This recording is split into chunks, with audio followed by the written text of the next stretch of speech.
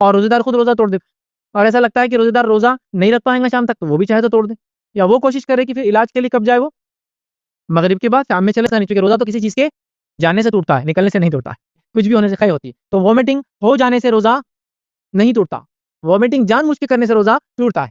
खै आ जाने से रोजा नहीं टूटता, जानबूझ के कुछ हरकत करके मालूम है इससे खै होती करना, इससे रोजा टूट जाता है, याद रखता है। नहीं सिवियरिटी बढ़ जाएंगी, उससे कहीं और मसाइल होंगे तो वो खै कर ले, लेकिन रोजा उसका टूट जाएगा, उसको बाद रमजान उसकी खजा करनी पड़ेगी, क्योंकि जानबूझ के खै करने में शामिल होता है, याद रखता है। ऐसी कि रमजान के रोजों में वही होता, गैर रमजान में भी होता है, और वो कभी ठीक नहीं हो रहा वैसा, तो फिर हर रोजे के बदले एक मिस्किन को खाना खिलाना, ये फिदिया दे दे। फिदिया है उसका, फिदिया ये कि एक मिस्किन को खाना खिलाना, लेकिन वो किसके लिए? वो उसके लिए है कि जो रोजे रख ही नहीं सकता। लेकिन जो आदमी रोजे रख सकता है सफर के बाद, उसको सफर के बाद और बीमारी के बाद रोजा कंप्लीट करना ही है। रोजा रखूंगा, रात में बेहोश हो गया और लंबी देर तक बेहोश रहा, तो उलमा लिखते हैं अगर वो जब बेहोश हुआ उससे पहले उसकी नियत रोजा रखने की थी, मतलब रोजा शुरू नहीं हुआ था उसका, उससे पहले, मतलब समझो शहर से पहले उसको बेहोशी आ गई और नियत रोजा रखने की थी, और उसके बाद वो रोजे के पीरियड में तो गुरूब आफ्ताब सनसेट से पहले तक थोड़ी देर भी अगर उठ जाता है, फिर बेहोश भी होगा तो चलेगा, उठ जाता है तो वो रोजा काउंट कर सकते हैं उसका। लेकिन अगर वो पूरा बेहोशी की हालत में रोजा रखता है तो ये काउंट नहीं होगा, याद रखिए।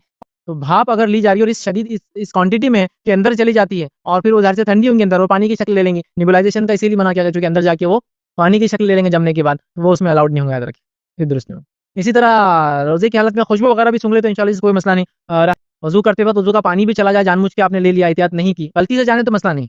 सेम मसला क्रीम के लिए भी गलती से चला जाए तो मसला, लेकिन आप जानते हैं कि चला जाएगा, बार बार जाता है, खुला मसला होता है, तो फिर एहतियात करें। अपनी शर्मगाह देखने से, दूसरों की शर्मगाह देखने से, गलती से देखने से, दिख जाने से इंशाल्लाह अज़ीज़ रोजा नहीं टूटता है, उसका रोजे से कोई ताल्लुक नहीं। रोजे का डॉक्टर के रोजे का भी कोई ताल्लुक नहीं, और पेशेंट के रोजे का भी कोई ताल्लुक नहीं, दोनों का रोजों से इससे कोई ताल्लुक नहीं। बुढ़ापा साथ नहीं दे रहा, उम्र साथ नहीं दी, तो फिर क्या करे?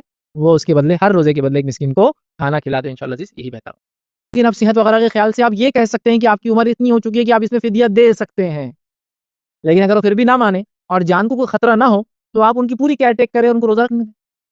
क्योंकि नहीं रखने में जो चिड़चिड़ करेंगे और पूरा दिन आपको सुनाते रहेंगे तेरे वजह से, तेरे वजह से, तेरे वजह से, उससे अच्छा आप बोलेंगे रख लेना तो ज्यादा अच्छा होता था तुम।